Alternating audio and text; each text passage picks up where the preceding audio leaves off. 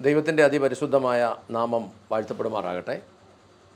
ഇന്ന് നമ്മൾ ഹെബ്രായ ലേഖനത്തിൽ നിന്ന് അടിസ്ഥാനങ്ങളിൽ അടുത്ത ഒരു പ്രധാന വിഷയത്തിലേക്ക് നമ്മൾ കടന്നു പോവുകയാണ്. വാക്യം ഒന്ന് വായിക്കാം. ഹെബ്രായ ലേഖനം 6-ാം അധ്യായത്തിൻ്റെ 1-2 വാക്യങ്ങൾ.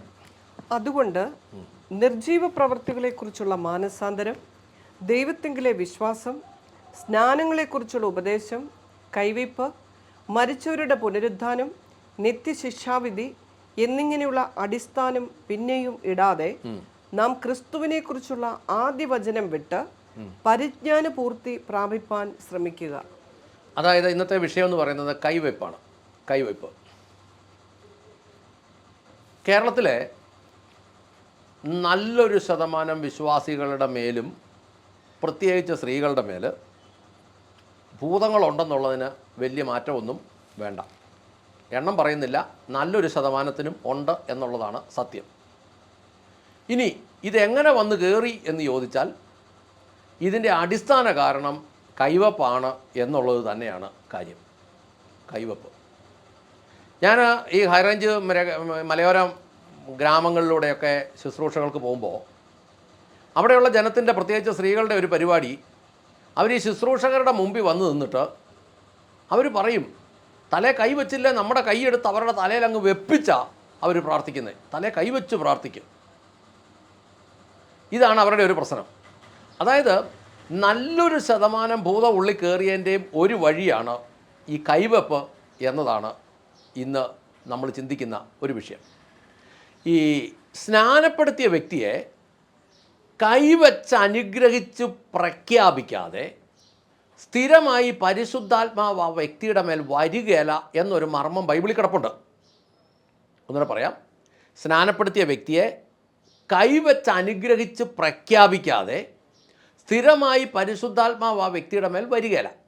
വചനം നോക്കുമ്പോൾ അങ്ങനെയാണ് നമ്മൾ കാണുന്നത്. ഇതല്പം തർക്കമുള്ളൊരു വിഷയമാണ്. ചോദിക്കും, പരിശുദ്ധാത്മാവ് പ്രസംഗം കേട്ടോണ്ടിരുന്നപ്പോൾ തന്നെ വന്നില്ലേ? അതായത് വചനം ശ്രദ്ധയോടെ ശ്രവിക്കുന്നവരുടെ മേൽ പരിശുദ്ധാത്മാവ് വന്നു പോകും. നിരന്തരമായി തങ്ങണമെങ്കിൽ കൈവപ്പ് വേണം എന്നത് തന്നെയാണ് മർമ്മം. വാക്യം വായിച്ച അപ്പോസ്തല പ്രവൃത്തി 10-ാം അധ്യായത്തിൻ്റെ 38 മുതൽ 44 വരെ. നസ്രായനായ യേശുവിനെ ദൈവം പരിശുദ്ധാത്മാവിനാലും ശക്തിയാലും അഭിഷേകം ചെയ്തതും ദൈവം അവനോട് കൂടെ ഇരുന്നതുകൊണ്ട് അവൻ നന്മ ചെയ്തും പിശാച് ബാധിച്ചവരെയൊക്കെയും സൗഖ്യമാക്കിയും കൊണ്ട് സഞ്ചരിച്ചതുമായ വിവരം തന്നെ നിങ്ങൾ അറിയുന്നുവല്ലോ. യഹൂദ്യ ദേശത്തിലും യെരുശലേമിലും അവൻ ചെയ്ത സകലത്തിനും ഞങ്ങൾ സാക്ഷികൾ ആകുന്നു. അവനെ അവർ മരത്തിന്മേൽ തൂക്കിക്കൊന്നു. ദൈവം അവനെ 3-ാം നാൾ ഉയർത്തെഴുന്നേൽപ്പിച്ചു. സകല ജനത്തിനുമല്ല, ദൈവം മുമ്പ് കൂട്ടി നിയമിച്ച സാക്ഷികളായി അവൻ മരിച്ചവരിൽ നിന്ന് ഉയർത്തെഴുന്നേറ്റ ശേഷം അവനോടുകൂടെ തിന്നു കുടിച്ചവരായ ഞങ്ങൾക്ക് തന്നെ പ്രത്യക്ഷനാക്കി തന്നു. ജീവികൾക്കും മരിച്ചവർക്കും ന്യായാധിപതിയായി ദൈവത്താൽ നിയമിക്കപ്പെട്ടവൻ അവൻ തന്നെ എന്ന് ജനത്തോട് പ്രസംഗിച്ച് സാക്ഷീകരിപ്പാൻ അവൻ ഞങ്ങളോട് കൽപ്പിച്ചു. അവനിൽ വിശ്വസിക്കുന്ന ഏവനും അവൻ്റെ നാമം മൂലം പാപമോചനം ലഭിക്കും എന്ന് സകല പ്രവാചകന്മാരും സാക്ഷ്യം പറയുന്നു. ഈ വാക്കുകളെ പത്രോസ് പ്രസ്താവിക്കുമ്പോൾ തന്നെ വചനം കേട്ട എല്ലാവരുടെ മേലും പരിശുദ്ധാത്മാവ് വന്നു. അടുത്ത വാക്യം വായിക്കുന്ന, വിജാതിയരുടെ മേലും പരിശുദ്ധാത്മാവ് എന്ന ദാനം പകർന്നതിൽ പത്രോസിനൊപ്പം വന്ന പരിച്ഛേദനക്കാരായ വിശ്വാസികൾ വിസ്മയഭരിതരായി എന്ന് പറഞ്ഞാൽ ഇതവിടെ നിന്നു എന്നല്ല നമ്മൾ വായിക്കുന്നത്, വന്നു എന്നാണ് വായിക്കുന്നത്. പരിശുദ്ധാത്മാവ് വന്നു, വചനം കേട്ടവരിൽ വന്നു. പക്ഷേ 2 തിമോത്തിയോസ് 1:6 വായിച്ചേ. അതുകൊണ്ട് എൻ്റെ കൈവയ്പിനാൽ നിന്നിലുള്ള ദൈവത്തിൻ്റെ കൃപാവരം ജ്വലിപ്പിക്കണം എന്ന് നിന്നെ ഓർമ്മപ്പെടുത്തുന്നു. കൈവപ്പിനാൽ ദൈവത്തിൻ്റെ കൃപാവരം ജ്വലിപ്പിക്കണം എന്ന് നിന്നെ ഓർമ്മിപ്പിക്കുന്നു. ഇച്ചിരൂടെ കറക്റ്റ് ഒരു വാക്യത്തിലേക്ക് പോകാം. അപ്പോസ്തല പ്രവൃത്തി 19-ാം അധ്യായത്തിൻ്റെ 1 മുതൽ 6 വരെ. ഇതാണ് അതിൻ്റെ കറക്റ്റ് വാക്യം. അപ്പല്ലോസ് കോരിന്ത്യയിൽ ഇരിക്കുമ്പോൾ പൗലോസ് ഉൾപ്രദേശങ്ങളിൽ കൂടി സഞ്ചരിച്ച് എഫേസോസിലെത്തി. ചില ശിഷ്യന്മാരെ കണ്ടു. നിങ്ങൾ വിശ്വസിച്ചിട്ട് പരിശുദ്ധാത്മാവിനെ പ്രാപിച്ചുവോ എന്ന് അവരോട് ചോദിച്ചതിന്, പരിശുദ്ധാത്മാവ് ഉണ്ടെന്ന് പോലും ഞങ്ങൾ കേട്ടിട്ടില്ല എന്ന് അവർ പറഞ്ഞു. എന്നാൽ ഏതായിരുന്നു നിങ്ങളുടെ സ്നാനം എന്ന് അവൻ അവരോട് ചോദിച്ചതിന് യോഹന്നാന്റെ സ്നാനം എന്ന് അവർ പറഞ്ഞു. അതിന് പൗലോസ്, യോഹന്നാൻ മാനസാന്തര സ്നാനമത്രേ കഴിപ്പിച്ച് തൻ്റെ പിന്നാലെ വരുന്നവനായ യേശുവിൽ വിശ്വസിക്കണം എന്ന് ജനത്തോട് പറഞ്ഞു എന്ന് പറഞ്ഞു. ഇത് കേട്ടാറെ അവർ കർത്താവായ യേശുവിൻ്റെ നാമത്തിൽ സ്നാനമേറ്റു. പൗലോസ് അവരുടെ മേൽ കൈവച്ചപ്പോൾ പരിശുദ്ധാത്മാവ് അവരുടെ മേൽ വന്ന് അവർ അന്യഭാഷകളിൽ സംസാരിക്കുകയും പ്രവചിക്കുകയും ചെയ്തു. പൗലോസ്, 6ാമത്തെ വാക്യമാ, പൗലോസ് അവരുടെ മേൽ കൈകൾ വെച്ചപ്പോൾ, സ്നാനമേറ്റപ്പോഴല്ല, സംവിധാനം കേട്ടപ്പോഴല്ല, പൗലോസ് അവരുടെ മേൽ കൈകൾ വെച്ചപ്പോൾ പരിശുദ്ധാത്മാവ് അവരുടെ മേൽ വന്നു, അവർ അന്യഭാഷകളിൽ സംസാരിക്കുകയും പ്രവചിക്കുകയും ചെയ്തു. ഇനി ഒരു വാക്യം കൂടെ അതിനകത്തുനിന്ന് വായിച്ചിട്ട് നമ്മൾ തിമോത്തിയോസിൻ്റെ പുസ്തകം തന്നെ 1 തിമോത്തിയോസ് 5:22, 1 തിമോത്തിയോസ് 5:22, യാതൊരുത്തന്റെ മേലും വേഗത്തിൽ കൈവയ്ക്കരുത്, അന്യന്മാരുടെ പാപങ്ങളിൽ ഓഹരിക്കാരനാകുകയും വരുത്. എന്നിട്ട് ഈ ബൈബിളിലൊക്കെ എഴുതിയേക്കുന്നു, നിന്നെ തന്നെ നിർമ്മലനായി കാത്തുകൊള്ളുക എന്നു. അപ്പോൾ നമ്മൾ 3-4 വാക്യം വായിച്ചു. പരിശുദ്ധാത്മാവ് വചനം ശ്രദ്ധയോടെ കേട്ടവരുടെ മേൽ പരിശുദ്ധാത്മാവ് വന്നു. പക്ഷേ പൗലോസ് തിമോത്തിയോസിനോട് പറഞ്ഞു, എൻ്റെ കൈവപ്പിനാൽ ദൈവത്തിൽ നിന്ന് നിനക്ക് ലഭിച്ച കൃപാവരം ജ്വലിപ്പിക്കണം. അപ്പോസ്തല പ്രവൃത്തി 19-ാം അധ്യായത്തിൻ്റെ 1 മുതൽ 6 വരെ മാനസാന്തര സ്നാനം ഏറ്റവരിൽ പരിശുദ്ധാത്മാവ് വന്നില്ല. അവർ വീണ്ടും പിതാവിൻ്റെയും പുത്രൻ്റെയും പരിശുദ്ധാത്മാവിൻ്റെയും നാമത്തിലുള്ള സ്നാനമേറ്റു. അതിനുശേഷം പൗലോസ് അവരുടെ മേൽ കൈവച്ചപ്പോൾ പരിശുദ്ധാത്മാവ് വന്നു. ഈ പൗലോസ് തന്നെ 1 തിമോത്തിയോസ് 5:22 തിമോത്തിയോസിനോട് പറയുക, കൈവെപ്പ് നടത്തുന്നതിൽ തിടുക്കം കൂട്ടരുത്, ആരുടെ പാപങ്ങളിൽ പങ്കാളിയാകുകയും അന്യരുടെ പാപങ്ങളിൽ പങ്കാളിയാകുകയും അരുത്, നിന്നെ തന്നെ നിർമ്മലനായി കാത്തുകൊള്ളുക. അതായത് നമ്മളിത് നോക്കുമ്പോൾ ഈ കൈവെപ്പ് ശരിക്കും പറഞ്ഞാൽ ഈ പെന്തക്കോസ് കോളത്തിലെ ഒരു വലിയ പൈശാചിക വ്യാപാരത്തിൻ്റെ ഇടയായി മാറി. ഇത് അങ്ങോട്ടും കയറും ഇങ്ങോട്ടും വരും. ഈ കൈവെപ്പിലൂടെ അങ്ങോട്ടും ഇങ്ങോട്ടും പോകും. തിമോത്തിയോസിനോട് പറയാം, നിന്നെ തന്നെ നിർമ്മലനായി സൂക്ഷിക്കാൻ വേണ്ടി അന്യരുടെ പാപങ്ങളിൽ പങ്കാളിയാകാതിരിക്കാൻ ധൃതിയിൽ കൈവെപ്പ് നടത്തരുത് എന്ന് പറഞ്ഞാൽ അവിടുന്ന് ഇങ്ങോട്ട് കയറും. ഈ കൈ കൊണ്ട് വെക്കുന്നവനിൽ നിന്ന് ഇങ്ങോട്ട് കയറുമെന്ന ഈ വാക്യത്തിൽ നിന്ന് മനസ്സിലാകുന്നത്. ഒന്നുകൂടെ വായിക്കാം, കൈവെപ്പ് നടത്തുന്നതിൽ തിടുക്കം കാട്ടരുത്, അന്യരുടെ പാപങ്ങളിൽ പങ്കാളിയാകുകയും ചെയ്യരുത്, നിന്നെ തന്നെ നിർമ്മലനായി കാത്തുകൊള്ളുക. അത് അവസാനത്തുനിന്ന് പുറകോട്ട് വായിച്ചാൽ, നിന്നെ തന്നെ നിർമ്മലനായി കാത്തുകൊള്ളാൻ അന്യരുടെ പാപങ്ങളിൽ പങ്കാളിയാകാതിരിക്കേണ്ടതിന് കൈവെപ്പ് നടത്തുന്നതിൽ തിടുക്കം കൂട്ടരുത്, അല്ലെങ്കിൽ തിടുക്കം കാട്ടരുത്. പൗലോസ് കൈവച്ചപ്പോൾ പരിശുദ്ധാത്മാവ് വന്നു. തിമോത്തിയോസിനോട് തന്നെ പറയുക, എൻ്റെ കൈവപ്പിനാൽ നിന്നിലുള്ള കൃപാവരം ജ്വലിപ്പിക്കണം. അപ്പോൾ ഒന്ന് മനസ്സിലാക്കിക്കോണം, പരിശുദ്ധാത്മാവിനെ പ്രാപിച്ചവൻ പരിശുദ്ധാത്മാവിൽ ശക്തിയായി വ്യാപരിക്കുന്നവനാലുള്ള കൈവപ്പ് ലഭിച്ചാൽ ഈ പ്രാപിച്ചവനിലുള്ള കൃപാവരം ജ്വലിക്കുമെങ്കിൽ, പാപങ്ങൾ അങ്ങോട്ടും ഇങ്ങോട്ടും പകരുകയും ചെയ്യുമെങ്കിൽ ഇത് കൃത്യമായി നമ്മൾ മനസ്സിലാക്കണം. ഇത് മനസ്സിലാക്കാത്തതാണ് ഈ പെന്തക്കോസ് കോളത്തിൻ്റെ ഇന്നത്തെ ഒരു വലിയ പ്രശ്നം. ഞാൻ എപ്പോഴും ചിന്തിക്കുന്നൊരു കാര്യമുണ്ട്, ഈ പെന്തക്കോസി വന്നാൽ പിന്നെ സിനിമ കാണാൻ പറ്റിയല്ല. അമ്പലപ്പറമ്പിലും പള്ളിപ്പറമ്പിലും ഉത്സവപ്പറമ്പിലും പോയിരുന്ന ഗാനമേള നാടകം ഒന്നും കേൾക്കാൻ പറ്റിയല്ല. എന്ന് പറഞ്ഞാൽ കട്ടാൻഡ്രായി ഇതങ്ങോട്ട് നിയമം പഠിപ്പിച്ചത് കൊണ്ട് ഒന്നും ചെയ്യാൻ മേല. അപ്പോൾ ശരിക്കും പറഞ്ഞാൽ ഒരു രസം പെന്തിക്കോസുകാരനില്ല.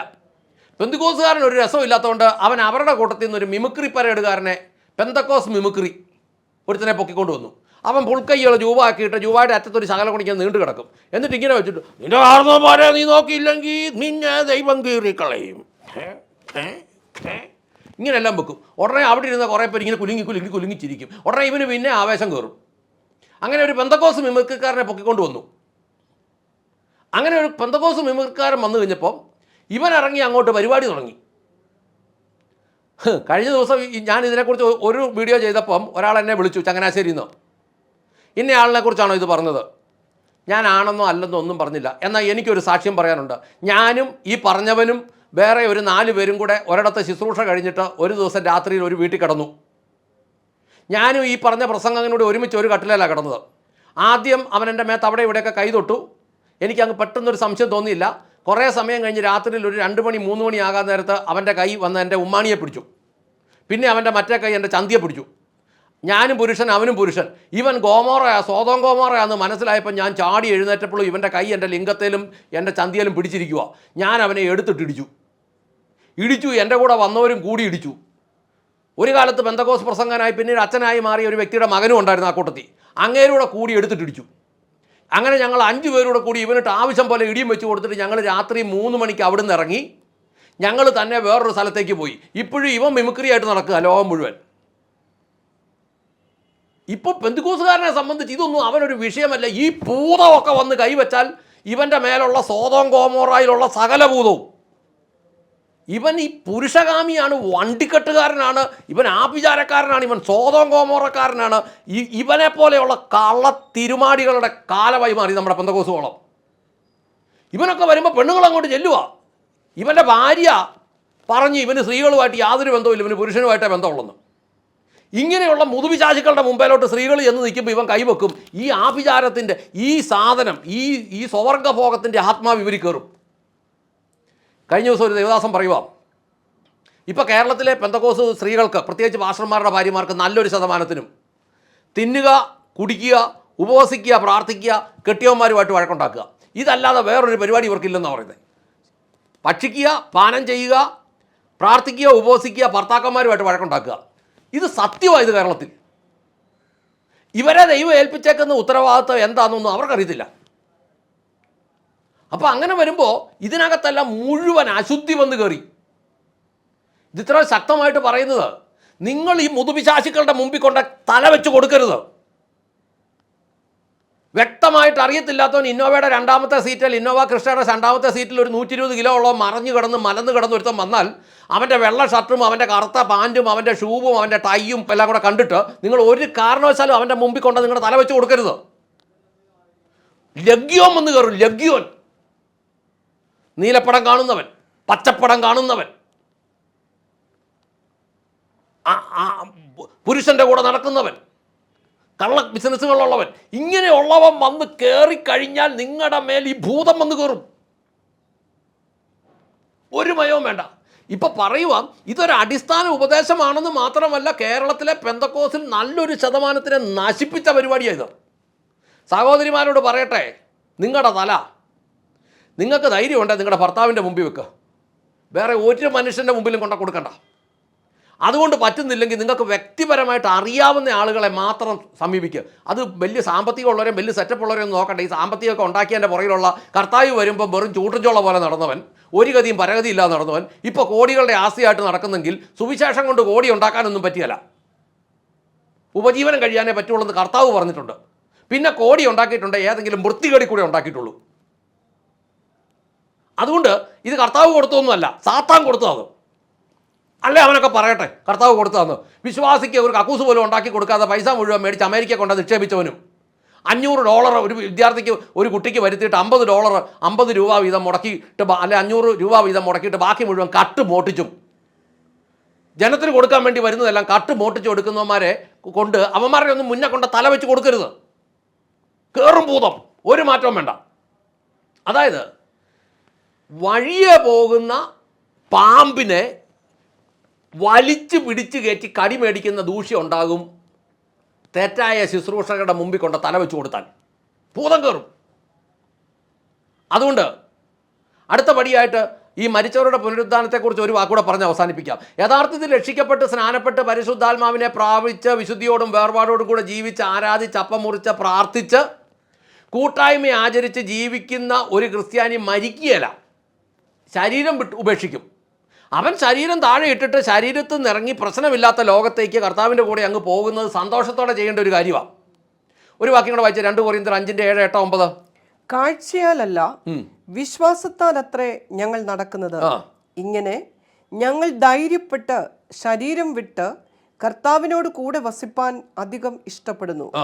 അതുകൊണ്ട് ശരീരത്തിൽ വസിച്ചാലും ശരീരം വിട്ടാലും ഞങ്ങൾ അവനെ പ്രസാദിപ്പിക്കുന്നവർ ആകുവാൻ അഭിമാനിക്കുന്നു. പൗലോസിൻ്റെ ഒക്കെ പത്ത് കണ്ടോ, ശരീരത്തിലാണേലും ശരീരം വിട്ടാലും ഞങ്ങൾക്ക് ഇതൊരു വിഷയമല്ല എന്നാ എൻ്റെ യഥാർത്ഥ അർത്ഥം. ഇവിടെ അങ്ങനെയല്ല. 90 വയസ്സുള്ളവനെയും വിടുകയല്ല, പ്രാർത്ഥനയോട് പ്രാർത്ഥനയാണ്. 80 വയസ്സുള്ള തൊണ്ടയ്ക്ക് ക്യാൻസർ വന്ന പെന്തക്കോസ് അപ്പച്ചനെയും വിടുകയല്ല, പിന്നെ കൊണ്ടുപോവുക.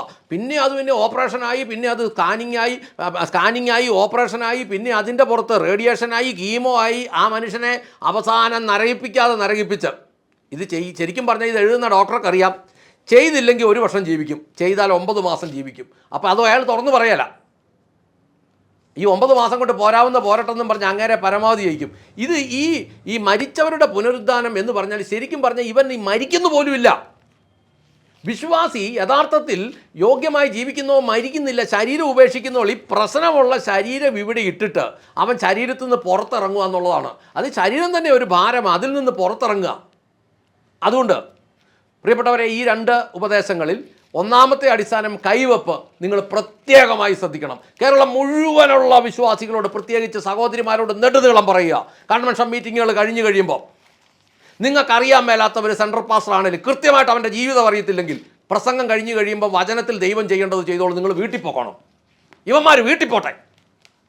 നിങ്ങൾ അവിടെ നിന്ന് ഈ രാജാക്കന്മാരെ ഉണ്ടാക്കാതെ പ്രാർത്ഥിക്കാം. സ്വർഗസ്ഥനായ ഞങ്ങളുടെ പിതാവേ, ഞങ്ങളുടെ കർത്താവായ യേശു ക്രിസ്തുവേ, പരിശുദ്ധാത്മാവായി ഞങ്ങളുടെ നല്ല ദൈവമേ, നല്ല ദിവസത്തിനായി നന്ദി പറഞ്ഞ് പ്രാർത്ഥിക്കുന്നു. കർത്താവേ, കൈവപ്പ് എന്ന ശുശ്രൂഷയിൽ അങ്ങോട്ടും ഇങ്ങോട്ടും ഭൂതം കയറും എന്നുള്ള ബോധ്യം കർത്താവെ പ്രിയപ്പെട്ടവരുടെ എല്ലാം ഉള്ളത്തിൽ കൊടുക്കണമേ. ഇന്നലകൾ വരെ വ്യാപരിച്ചിട്ടുണ്ടെങ്കിൽ ആ ഭൂതങ്ങളെല്ലാം നസ്രേനായ യേശുവിൻ്റെ നാമത്തിൽ കേൾവിക്കാരുടെ മേൽ നിന്ന് കലങ്ങി ഇളകി മറിയുന്ന കടലിൽ പോയി ചേരട്ടെ. കർത്താവെ, പുതുതൊന്നും സംഭവിക്കാതിരിക്കാൻ ദൈവത്തിൻ്റെ കൃപയും കരുണയും അധികമായി ഇറങ്ങട്ടെ. ദൈവമെല്ലാം യോഗ്യമായി ചെയ്ത് അനുഗ്രഹിക്കട്ടെ. കൃപയാ നടത്തണമേ. അങ്ങ് പ്രാർത്ഥന കേട്ട് അനുഗ്രഹിച്ച കൃപയ്ക്ക് നന്ദി. യേശു ക്രിസ്തുവിൻ്റെ ധന്യമുള്ള നാമത്തിൽ തന്നെ. ആമേൻ, ആമേൻ, ആമേൻ.